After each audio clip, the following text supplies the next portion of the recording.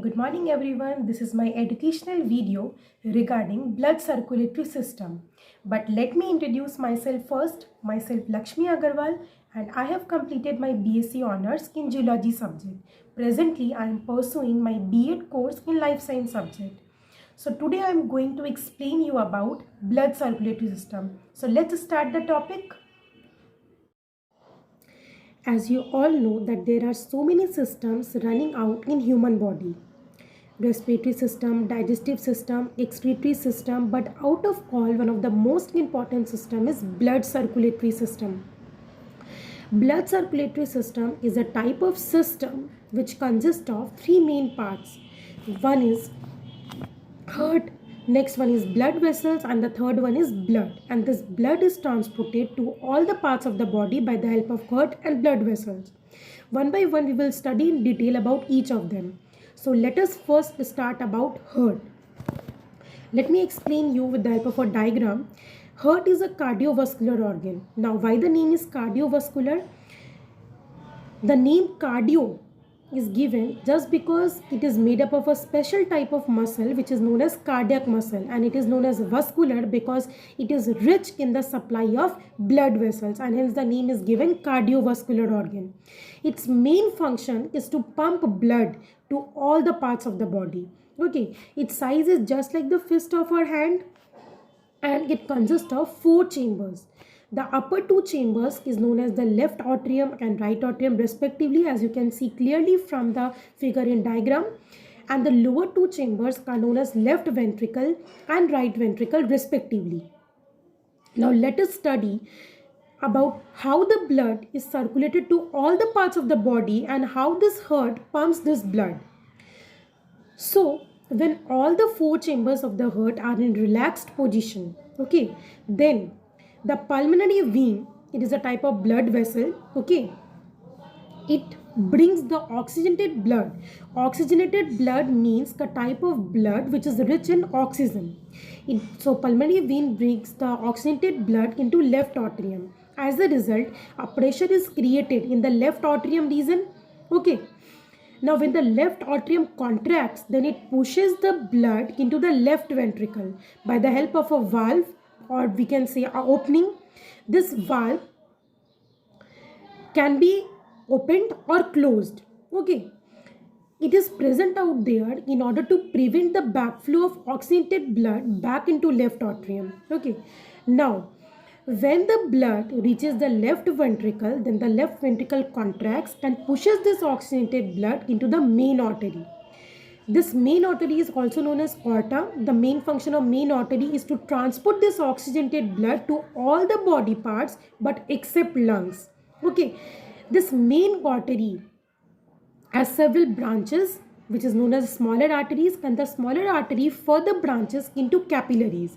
This capillary transport the oxygen to each and every cell, and in return it receives the CO2, and so the oxygenated blood has now become deoxygenated because it has given all its oxygen to each of the cells of our body.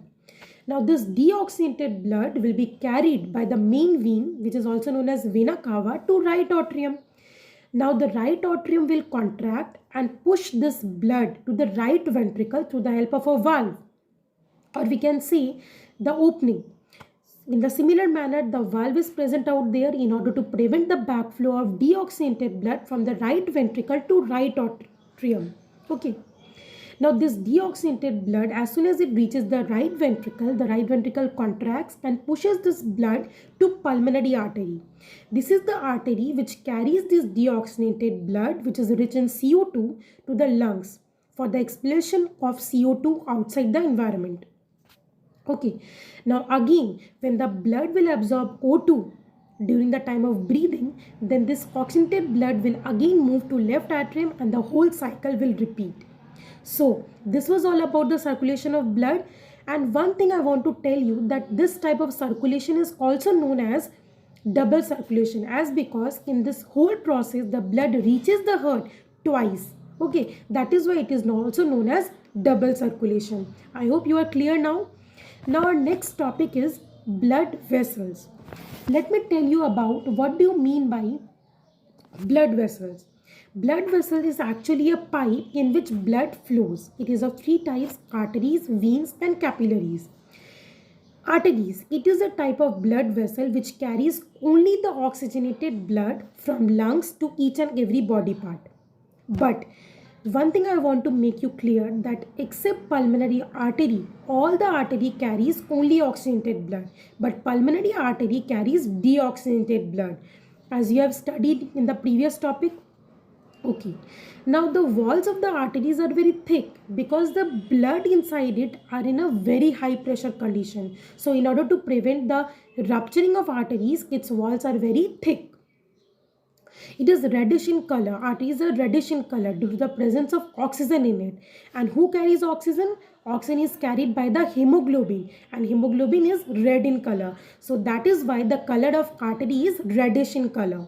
Okay, now let me explain you about veins. Veins are a type of blood vessel which carries only deoxygenated blood. Okay, but except pulmonary vein carries oxygenated blood, as you have seen in the diagram of circulation of blood. Okay, now these veins are bluish in color, as because it doesn't contain oxygen in it. It consists of CO2, and that is why the color is bluish.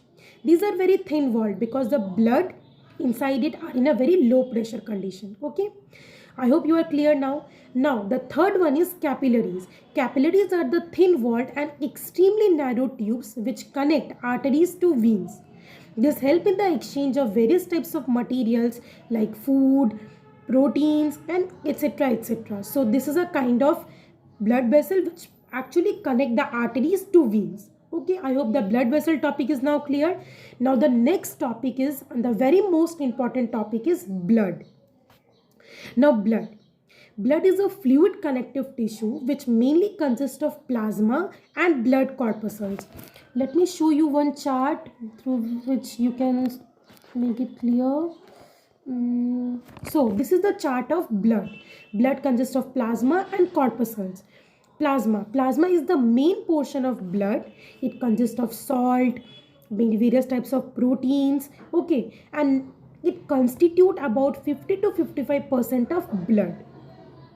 All the blood cells, which is also known as blood corpuscles, flows in the medium plasma only, and plasma is like pale yellowish in color, and 90% of the constituent of plasma is water, and the remaining is proteins, glucose molecule, and various other parts. Now blood cells, or we can say blood corpuscles, are of three types. Okay, one is red blood cells, that is also known as RBCs or erythrocytes. The next one is WBCs, that is white blood cells or leukocytes, and the third one is platelets. So one by one we will study about them in detail. I hope the chart is clear in the background. You can clearly see the various types of corpuscles in the background. Now, red blood cells. Red blood cells is red in color due to the presence of hemoglobin in it, and hemoglobin is red in color due to the presence of iron pigment in it. Okay, red blood cells is it doesn't contain any nucleus in it, so that it can carry more oxygen in it. Okay, its lifespan is only 120 days. Now the next is WBCs. WBCs refer to white blood cells or leukocytes.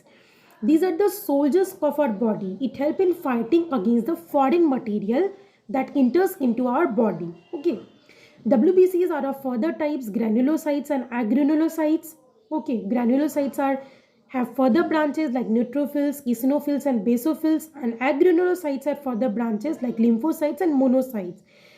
All this we will study in detail later on. Now the third one is platelets.